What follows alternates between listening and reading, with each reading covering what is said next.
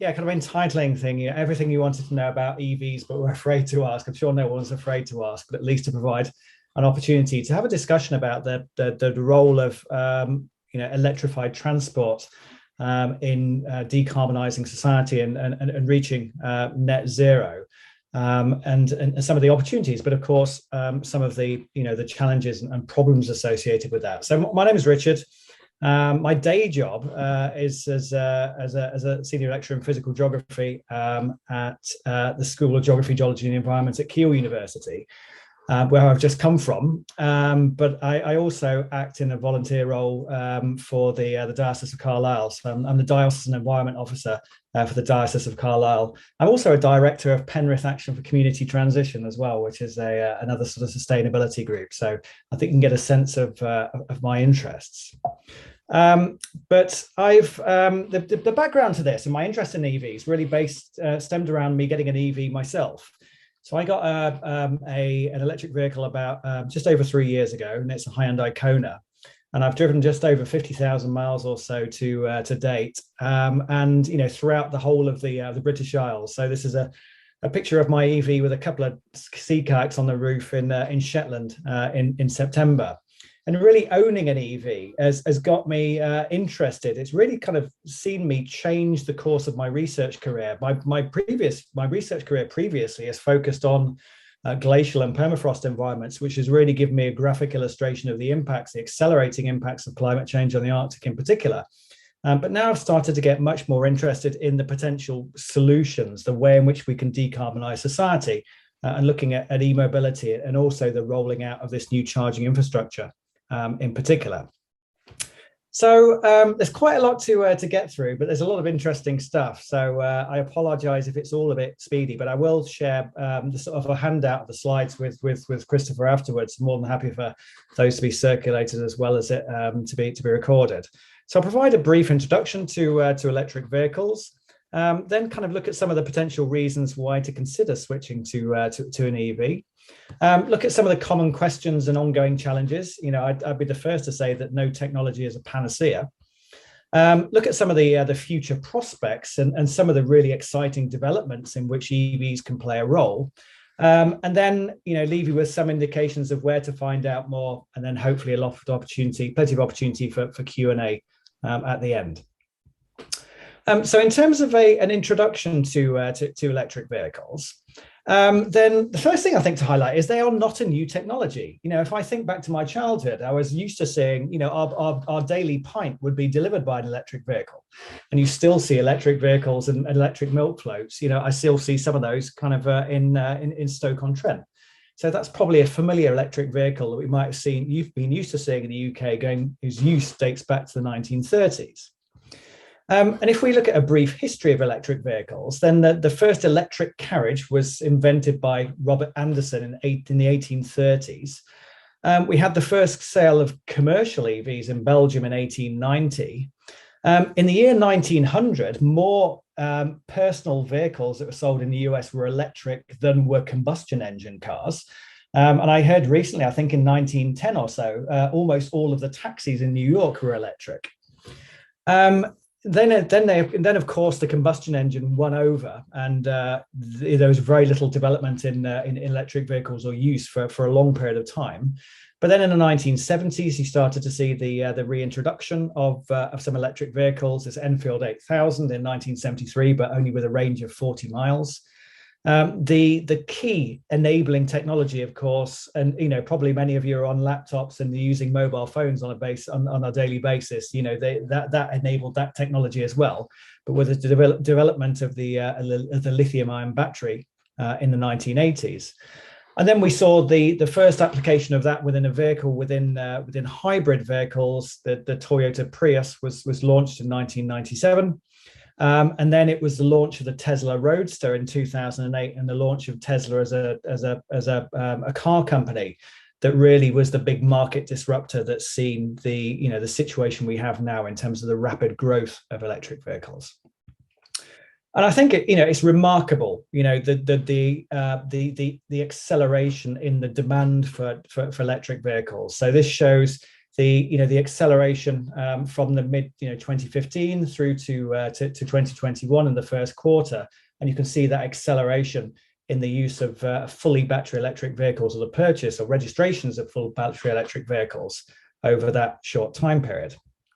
And if we end up looking at sales figures from December 2021, the most popular car that was sold in Europe was the Tesla Model 3, period. It outsold any other vehicle, obviously related to various incentives. But we've now got in a situation where, if you look at plug-in electric vehicles, 90% of the vehicles sold in Norway or registered in Norway are plug-in electric vehicles, 64% in Netherlands. You can read the figures for yourself. We really have gone past that inflection in which we're seeing a dramatic acceleration in the uptake of electric vehicles. And I'm sure that's something you're very aware of in London. And Bloomberg New Energy Finance suggests that we are just at that start of that big uptake, and we will continue to see a dramatic transition away from combustion engine vehicles and to electric vehicles. It's worthwhile saying here that there are many different types of electric vehicles, or vehicles in which you have a battery within the drivetrain. So we have the original electric vehicles, hybrid electric vehicles. This is where you're combining an internal combustion engine with an electric drivetrain, and you've got a battery on board as well. And so the use of this is that then if you're decelerating down a hill or towards a roundabout, you can then recoup that energy through regenerative braking into that battery. But there's no plug. You can't plug it in to charge it up. To have that, you need what's known as a PHEV. So a PHEV is a plug-in hybrid electric vehicle. That's where it's got a larger battery, which you can charge by plugging in, and you can run for a reasonable distance purely on the electric motor, but it still has an internal combustion engine. We then have what I'll be talking about mostly tonight, which is a battery electric vehicle. That's where you dispense with the combustion engine completely. And it's a relatively simple vehicle. You've got a battery pack and you've got an electric motor, and you'll have a range probably of a modern EV of anywhere between sort of 100 and 300 miles. And then you've got a fuel cell electric vehicle, which is where there's the use of hydrogen, which is used in conjunction with a hydrogen fuel cell to generate the electricity that then goes to charge the battery. So they still have a battery in them, which then drives the motor. And so that's been seen as having providing the prospect of more rapid refueling and potentially longer ranges. But to be honest, in terms of cars, they've just been a bit of a dead loss in terms of their lower efficiency than battery electric vehicles, and their substantial purchase prices and their substantial running costs as well. But that is something we can talk about a little bit later on. So you'll then see reference to plug-in electric vehicle. So that's where we're talking about PHEVs and BEVs. So they're literally vehicles that you can plug in to charge them up. But then it's only the latter two, battery electric vehicles and fuel cell electric vehicles, that are literally zero tailpipe emissions because they've dispensed with the combustion engine. And it's worthwhile saying here that there is a lot of greenwash in that space, perhaps most sort of infamously by Toyota and Lexus, who coined the term self-charging hybrids. So, and indeed, unlike the UK, those ads have actually been banned in Norway. As they said, it's misleading to give the impression that the power to the hybrid battery is free of charge, since the electricity produced by the car has a consumption of gasoline as a necessary condition. So be cautious of that. There's many vehicles coming out now which are being marketed as being electric vehicles, but they're what are described as mild hybrid electric vehicles. They're basically a combustion engine vehicle with a very small battery in, which typically is seen to give you an improvement of fuel economy of something like 2%, which is comparatively trivial. So why switch to an EV? I'll provide some links later on. I won't run through this now, but perhaps one of my favorite little videos, and he's a fabulous EV advocate, but he's also a doctor in battery electrochemistry. So, he knows a lot about electric vehicles. I own one for over 10 years. And Ewan McTurk gives this kind of very quick sort of 60-second summary as why to consider driving an electric car. But I'll make sure that's circulated to you. But obviously, in terms of the environmental benefits, to start off with, something which, of course, was the focus very much of the COP26 summit in Edinburgh, in Glasgow, in November, with one of the days focusing on transport, was obviously first and foremost in relation to air pollution. As you will be, well aware, the problems associated with air pollution associated with road transport. The emissions of small particulates, PM 2.5, nitrogen oxides, etc., is a major societal problem. Estimated that anywhere between sort of 3 to 6 million people die each year as a result of unsafe or poor air quality, particularly within urban areas. And something which people will kind of focus on cities within China and India, but of course I'm sure, as you're well aware, a problem which is faced by urban areas in the UK in particular. And it was I think it was in 2016 that the Royal College of Physicians estimated that approximately 40,000 deaths each year were attributable to exposure to outdoor air pollution, with road traffic being one of the primary sources of that pollution. But then, perhaps more of a focus related to climate change and to carbon, and therefore related to the Church of England's work in relation to net zero, is that the global transport sector is responsible for about a quarter of our total emissions of carbon. So an estimated about 8 gigatons a year of carbon dioxide alone. And about 3/4 of those emissions are related to road transport. So how we get around, is really one of the principal sources of our carbon emissions. It's estimated that 1.2 billion cars are in operation on the world's roads, and there's a net addition of 100 million cars every year. So we're heading in the wrong direction. So rather than us decarbonising, it's estimated that global transport sector emissions have increased by over 70% between 1990 and 2016. And so if we end up looking at the UK, we've made great strides in terms of decarbonising energy generation, as we've moved away from a predominance of coal to an increasing reliance on renewables. But if you look at transport has flatlined. Basically, we've made no progress on transport whatsoever, to the extent that now transport is a greater source of domestic carbon emissions than energy production, and indeed any one of these other categories. And of course, one of the reasons for that is we have an insatiable appetite for vehicles, and we have an insatiable appetite for what it seems to be larger and larger vehicles. I mean, in pulling these slides together, I think about in my childhood, we'd all pile into a little Renault 5 to go on holiday with, stick a roof rack on.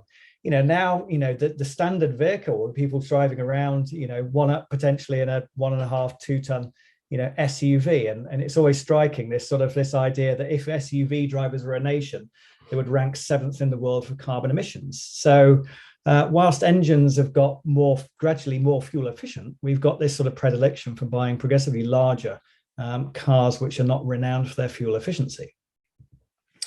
So how do we go about reducing the carbon emissions associated with transport? I would be the first to say that my take-home message from today isn't that you should all go and buy an electric vehicle. If we were all to have that everyone was to replace their combustion engine car with an EV and use them in the same pattern, I don't think that's a partial solution at best. We should all engage in active transport, walking and cycling, and trying to think, do I really need to use the car? Making greater use of public transport, which of course is available so extensively in somewhere like London, maybe more of a challenge to rural locations like Cumbria, where I live. Something of an improvement in efficient engines, but the combustion engine vehicles are a very mature technology, so probably relatively little more that could be wrung out of that. Potential use of low carbon fuels, people talking about biofuels, but of course then there's a lot of competition for how you're then using that land. Should we be using that to generate biofuels that go into cars? That's certainly debatable. So what I'll be focusing on is this idea of it's the electrification of vehicles and of drivetrains, but in particular coupled with an increase in the use of renewable energy.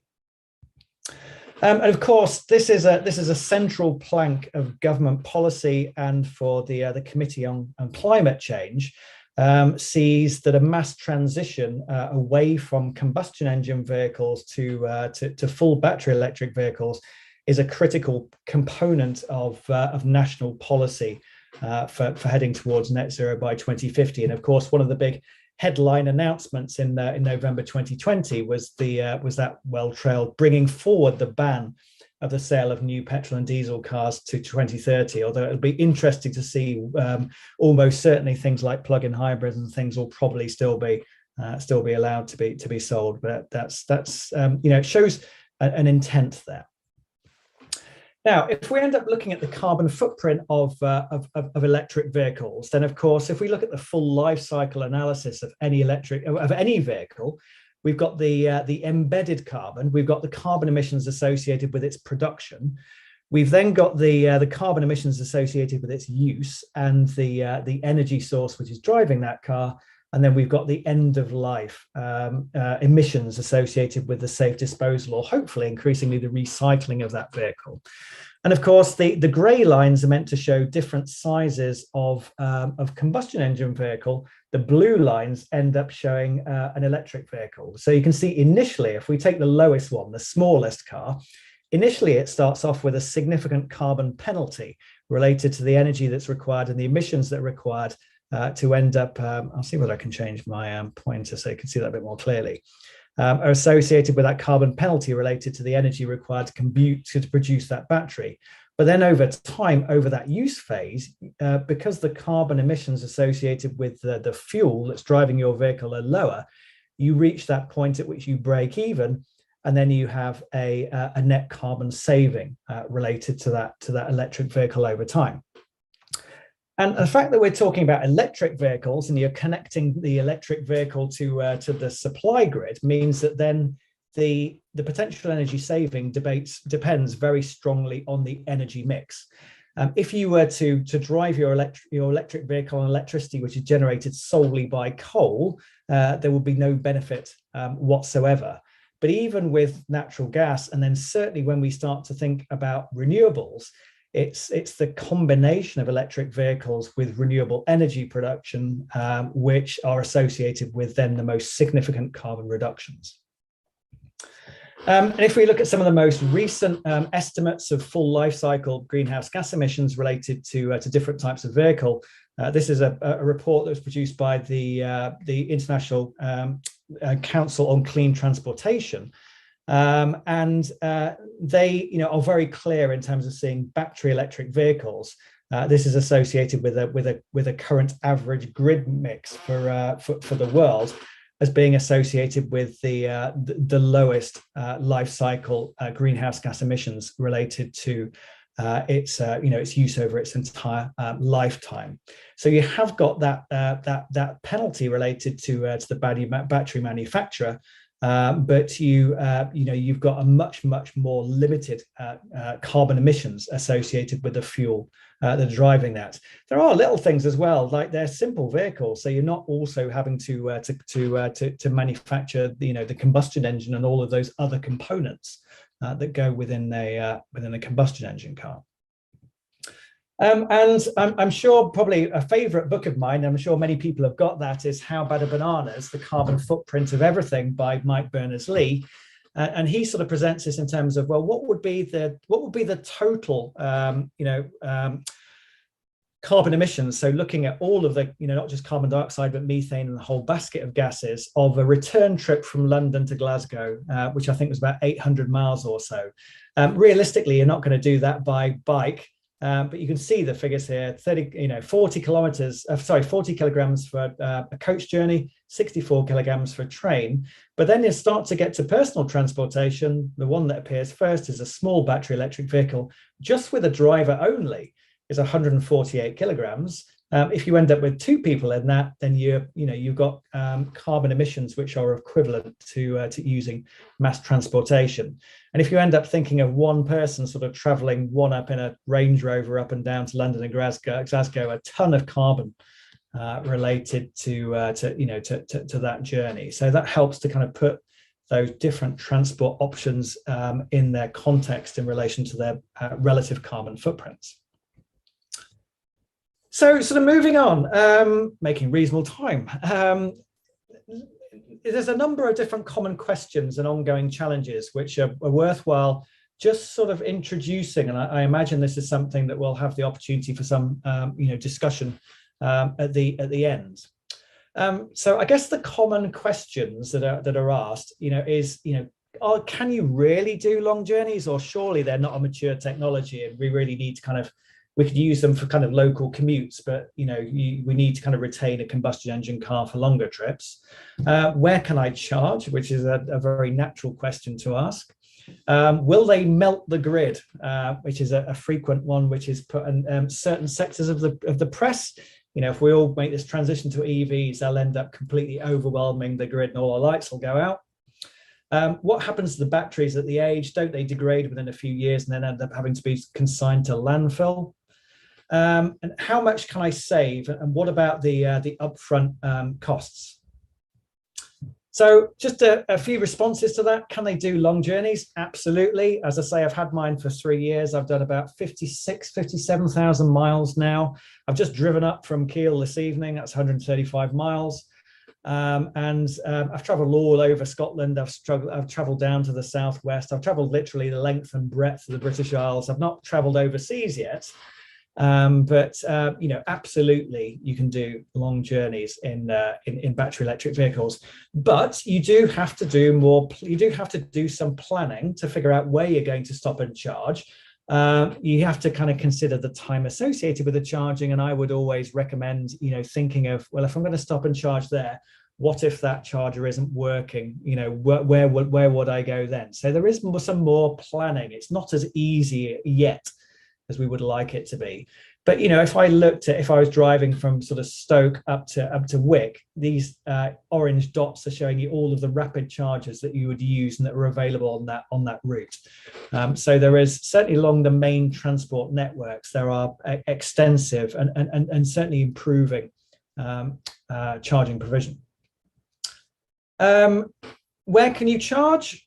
Well, I'm sure you're very used to, certainly in London, seeing an increasing amount of visible charging infrastructure. Most of the time, most people will tend to use destination chargers, which will typically have a power of around 3 to 7 kilowatts, typically provided either at a home or at work. Of course, there is the issue there in terms of, certainly from a home perspective, in terms of the issue in terms of whether people have off-street parking. But certainly I'm lucky enough to have a workplace that has now got 26 sort of charge points. The house I've got down in Stoke-on-Trent has no off-street parking. But the reason why it was viable for me to get an EV was because, quite extensive charging infrastructure was provided by work. Obviously, in urban areas such as yourselves in London, and you'll know this better than I do, that there is an increasing provision of on-street charging facilities related to new charging infrastructure, or potentially making use of the surplus capacity you have within existing features like street lamps that have got spare capacity once they were kind of converted to LED lighting. If you do longer journeys, then typically you'll spend, every now and again, you'll spend some time at these kinds of locations. This is where you've got rapid chargers. So this is where you're charging maybe at sort of 50 kilowatts. If you're buying a new EV, it's probably 100 kilowatts. It might even be 200 kilowatts. We're seeing a rapid increase in the power of rapid chargers that mean that charging times for the modern EVs are really becoming shorter and shorter and becoming more similar to a refueling experience in a combustion engine car. And we're starting to see the sort of development of really quite impressive charging forecourts. Perhaps the most dramatic ones are created by a company called GridServe. This was the first one that opened in Essex, I say last December, it's actually December 2020. That's got 36 charging stalls. And the interesting thing, it's connected to a large solar farm, and it also has on-site battery storage. So we can start to get that sort of sense of how these different aspects of a smart energy network, including electric vehicles, can start to integrate. But things are still not as easy as they need to be for mass adoption, in my opinion, with electric vehicles. Here's just a selection of a handful of the RFID cards I carry around with me in order to be able to access different types of charger. And things are starting to improve in that sense, but there is probably some way to go in terms of making making that initiation of charging that bit easier. So I want to be as honest as possible in that sense. Will they melt the grid? The simple answer is no. It's a frequent scare story that is used in this case by the Mail Online. I think some things which are worthwhile bearing in mind is that if we think about EVs replacing combustion engine vehicles, then if we think about the energy associated with oil and gas extraction and petroleum refineries, they're some of the most energy intensive industries we have in the UK. I think at the last count in the UK, and it's difficult to get hold of the figures of this, something of the order of about certainly between 5 and 10% of all of our electrical energy is going towards things like refining petroleum products. So as we transition away from those products, we'll end up generating, a significant amount of headroom to allow that charging of electric vehicles, which of course at the end of the day are a far more efficient means of transport in terms of energy put in versus mobility that you get out. And I'll always go by what the National Grid says, and the National Grid are absolutely kind of key advocates of a transition to electric vehicles. And they point out that, peak demand has fallen quite significantly since the 2000s. When we think about the rollout of LED lighting and more energy efficient appliances, then again, we've generated quite a lot of headroom in our power, at least outside of those, early morning and mid-afternoon kind of periods, which is where we get the peaks. It's those peaks in demand, the short-term peaks, which are more of a problem than just the total capacity. Will the battery degrade? Well, there's countless stories now of people driving. In this case, a second generation Nissan Leaf was driven for 175,000 miles. And still was perfectly serviceable as a vehicle. And if you look at more sort of prestige electric vehicles like Teslas, you can see here's the levels of battery degradation, and you've got cars which are being driven 250. I think there's a battery electric vehicle that's being used in the Netherlands, which was bought originally to do commutes back and forth day after day from Schiphol Airport into Amsterdam. And it's already done over 500,000 kilometers on the original battery, and it's absolutely, it's absolutely working fine. So those concerns, not to say battery degradation is never an issue, but it's far less of an issue than I think people even in the industry suspected.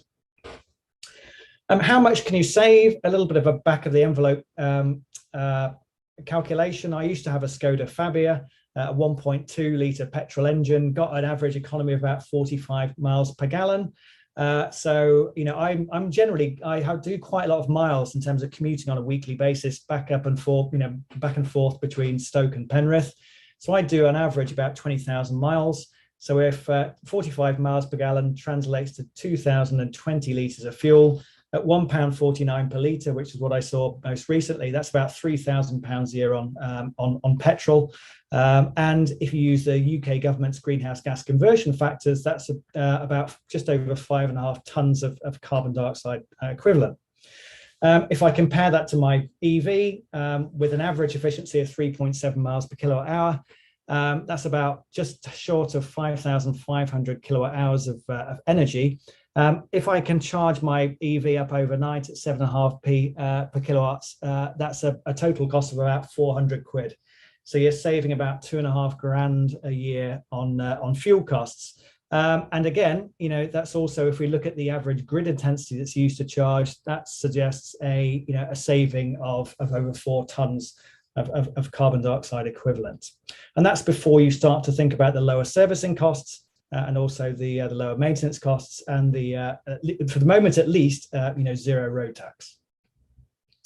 But the big issue for me is it's the upfront costs. They are still far too expensive to buy upfront, certainly new, even secondhand, because there's such demand. And they seem to be, I think they're actually getting more expensive rather than less expensive. They're certainly not getting any cheaper anytime quickly. But there are, of course, lease deals. Most people will end up leasing their vehicles. So certainly for people who do high mileages, that whilst the lease cost is likely to be greater, you'll almost certainly recoup that in terms of your reduced fuel bills. There are kind of companies like Octopus that are looking at developing, and I think the Church of England is looking at that as potentially as sort of lease schemes or salary sacrifice schemes. And there are companies like Onto, for example, that provide very short-term leases. So if you're interested in trying things, I think they offer, there's the opportunity just to lease an EV for a month, just to give that a try and see how that works. And then, of course, there are kind of companies, and EcoCars is perhaps one of the best known, a guy called Jonathan Porterfield, who again is a really great name in EVs. That provide access to the sale of secondhand vehicles. And it may be a secondhand vehicle with an 80-mile range is more than you need, or just what you need, depending on whatever types of journeys you're hoping to use that vehicle for. What are the ongoing challenges? This is one of those situations in Zoom where I can't actually see some of my titles because they're hidden under the under part of the screen. But yeah, ongoing challenges. Absolutely, they are not a panacea, and I guess the biggest concerns are related to, the resource requirements of that mass transition to electric vehicles, and in particular the variety of different mineral resources and metals that are required to manufacture battery electric vehicles in general, and the batteries in particular, with a particular focus and concern being on cobalt. And if you do look at the metals that are used in the production of an EV, of course, significant amounts of wiring looms within an EV. So an average electric car uses about 80 kilograms of copper. When we've got significant amounts of lithium, depending on the battery chemistry, cobalt, nickel, and graphite, which are used within the lithium-ion battery.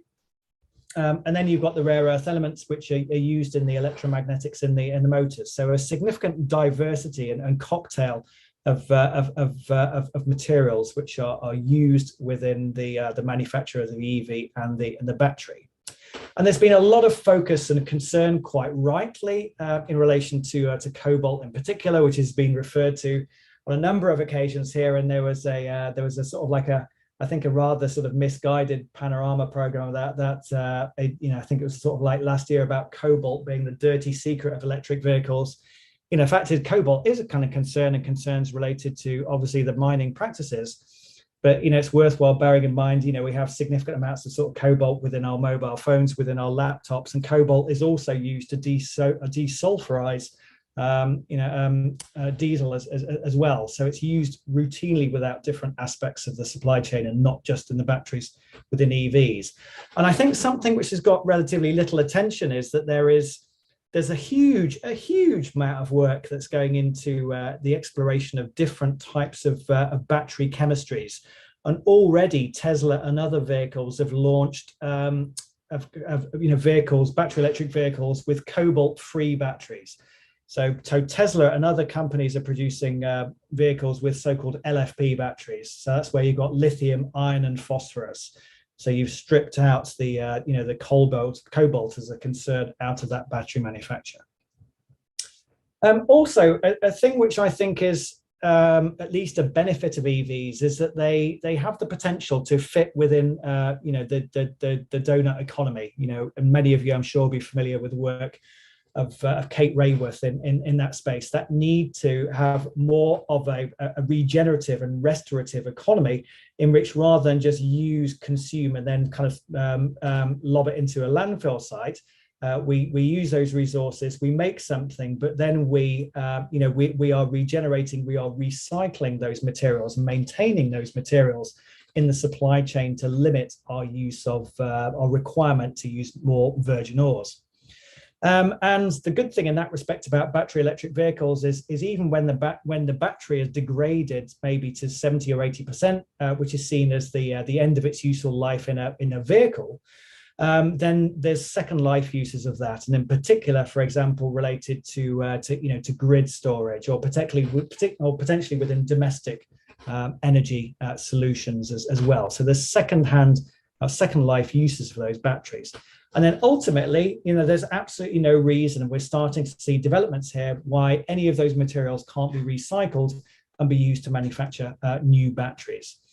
So, those are interesting things to consider and to watch out on. We're starting to see that those industries haven't had a chance to get up and running just because there've not been enough batteries in the supply chain. But as we see that increase in the amount of battery electric vehicles, then those kinds of companies will become more economically viable.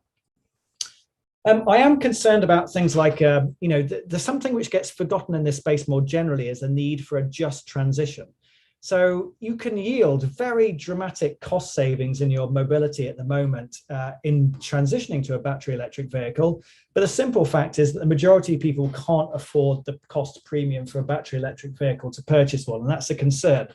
And then at the same time, you end up thinking, well, just someone can't afford it, and then someone can't then leverage £5,000 of free charging for their vehicle, then that has to kind of raise questions about social equity and a just transition. And it is the EU have raised this in publications by Transport and the Environment, and it's worthwhile. It's an interesting one to highlight when they said, this transition to net zero will only be successful if it is a just and fair one. Which will require social equity concerns to be reflected in EU and national policies, with dedicated shares of public and residential charge points provided in areas of low income or high air. Coupled with incentives to provide shared EV fleets in such areas, this can help align mobility and social policy and ensure that everyone, including disadvantaged communities, benefit from zero emission mobility. So I think there's some really exciting developments here in terms of electric car sharing. Again, if we ended up making a one by one, we transitioned all from our one combustion engine car to one battery electric vehicle, it wouldn't help deal with the problems of congestion. And so I'm sure you've probably seen this more than I have in London in terms of commercial companies like Zipcar that provide access to electric car sharing. And also, I think there's some interesting developments in terms of EV community car clubs. And I was just watching a video of one of those within Wiltshire just earlier on this evening. So that really bring the costs down to make those vehicles accessible to everyone. Other things which I think are, and something which we're doing work on at Keele at the moment, is in terms of things like the safety or safety concerns related to the charging infrastructure. A lot of charging infrastructure you'll find around the back of a building in an unlit car park. And, female battery electric vehicle users like Maddie Moat, for example, sort of highlighted this fact that, you need to charge and you need to go and go to this charger and go around the back of an unlit car park and physically connect your vehicle to that, is unsurprisingly going to cause, kind of concerns about sort of safety. And also, I think in terms of, if we think about, disabled users as well, then, there's just simply a lot of chargers that are completely unusable for that whole cohort of users. So another sort of, emerging issue that needs, careful consideration. But let's finish off by looking at some of the more sort of exciting future prospects. And this is my rather lone vehicle and the rather sort of fabulous charging infrastructure that we have. I'm lucky enough to enjoy at Keele. I think the real interesting thing is that we are going through a really exciting complete transformation in our energy system more broadly, of which electric vehicles and EV chargers are basically one small part. So the whole ways in which we generate, use, and store energy is going to fundamentally change in a whole variety of different ways. And I think that's a really exciting, prospect for the future. One of the big aspects to me is the way that now we're electrifying vehicles, suddenly our transportation becomes kind of connected with the same electricity supplies we use in our domestic housing, rather than as been in the past. They were sort of a separate fuel source in terms of those liquid hybrid carbon fuels. So now we're in a situation where suddenly we've got this much greater degree of interconnectivity. And as this kind of quotation says, the future transport system will be more integrated with smart buildings, the electric grid, renewables, and information ecosystems, allowing for great opportunities to exploit these interconnections. So one of the things which is going to become critical, it's crazy that we end up in a situation where for most of us, we end up paying a flat fee for electricity our electricity consumption in a situation where in reality the cost of our electricity is varying over a half-hour basis. So the reason why the national grid are really keen on battery electric vehicles is it provides an opportunity to shift the load and the demand to times of the day when there's significant capacity, but at the moment limited demand. So time of use tariffs, I'm on Octopus Go, for example, that for me at the moment, it's gone up to 7.5p per kilowatt hour, but I'm still on a tariff with 5p a kilowatt hour. So my tariff goes from just under 25p for the majority of the day, and I get 4 hours overnight when I can charge at 5p. And so you can see, here's my charging behavior at this moment in the year. I basically charge the vehicle over that time window. And that means that, if I was to fill my car from totally empty to totally full, that would give me 200 to 300 miles. That at the moment would cost me £3.20. And there's also a carbon saving associated with that. If you look at the grid, the grid intensity, the average intensity of the grid at different times of the day, it's in those early hours where you have the lowest grid intensities. So even if you're drawing from the grid, that's in a time period when you're then realizing a financial benefit, but also a carbon benefit. If we look longer term, one of the good things about EVs is that even if you do nothing, there is the prospect of your EV becoming greener over time. If we continue, it doesn't appear, we seem to have leveled out recently, but if we continue to decarbonize the grid and you're charging from that grid, then the use phase emissions of your battery electric vehicle will reduce over time.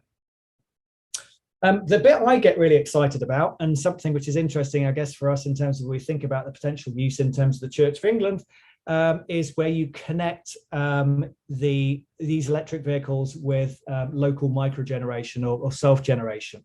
And so at home here, it's just over a year ago that we had solar panels installed in the roof. And you're in a situation where you can now decide how you make use of that energy. And one of the things you can do is now you can refuel your energy, your battery electric vehicle with your own self-generation. I need to update this, but the total figure will be roughly right. So far over the course of this first year, I've put about over 800 kilowatt hours of surplus solar energy into the battery electric vehicle.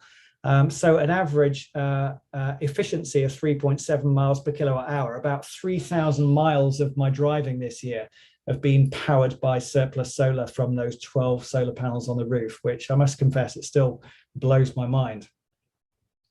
If you end up looking at the literature, and the literature looks at the broader environmental footprint of different modes of travel, not just the carbon footprint, but the land footprint, which becomes important if you're looking at things like biofuels, as well as water footprint and other elements, then the conclusion from the literature is clear when they say from an environmental footprint perspective, solar-powered battery electric vehicles are the most resource efficient per unit distance. So it's when we combine battery electric vehicles with localized renewable energy generation that we realize the maximum benefits.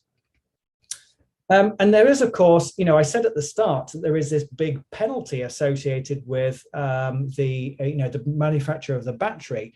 But what we now start to see is that as you start to make increased use of renewables within the supply chain in terms of the manufacture of the vehicles, then again, that embedded carbon within the vehicle and the battery can be progressively reduced over time as well. Some of the most exciting things, I think, are the prospect, which is, I think, just around the corner, of vehicle to grid or vehicle to home. There are already some vehicles like the Hyundai Ioniq 5, which has so-called vehicle to load. In other words, you can plug domestic appliances into your vehicle. And I saw some of the people I follow on Twitter when they had power outages in London and the southeast over the course of the last weekend. They basically just ran an extension lead out to their battery electric vehicle on a drive, and then basically ran their kettle, sort of like a small cooker and various other things off their battery electric vehicle for 24 hours until that battery supply, until the grid supply was reconnected. So I think, the ability to make use of those vehicles, battery electric vehicles, not only for our transportation, but also to help balance supply and demand on the grid is a really exciting prospect. And there have been those that have suggested, it's absolutely clear that as we make more and more use of renewables, we'll need to have more and more in the way of storage. So if by that stage we've already seen a greater adoption of battery electric vehicles, and when you get home, just before there's that time when there's going to be a bigger amount of demand, you plug that vehicle in, then you've connected that battery storage, which could be used for that purpose around the country. So if you're interested in finding out more, I'm a keen advocate of Fully Charged, run by Robert Llewellyn. It's got huge amounts of information on battery electric vehicles and clean technology more generally. There's a micro series on that called Maddie Goes Electric, a beginner's guide to driving electric vehicle, that covers all the different aspects to kind of consider if you're thinking about making that shift. Plug Live Television, if you're interested in more of the details behind it and the technical side of things, then Plug Live Television on YouTube by Ewan McTurk, I mentioned earlier on, is the one I would recommend above all others. And if you're thinking about a battery electric vehicle and you want to kind of find the best details on things like the real world range and efficiency, then evdatabase.uk is the one I would point you towards. That has all kinds of information on lease deals and real world range in different types of driving and in winter and in summer. And again, if you're interested in making that switch, then I would always recommend, maybe downloading apps like ZapMap and PlugShare, just having a look around and getting that sense of what the charging infrastructure looks like around you, so you know what it looks like when you come to use that.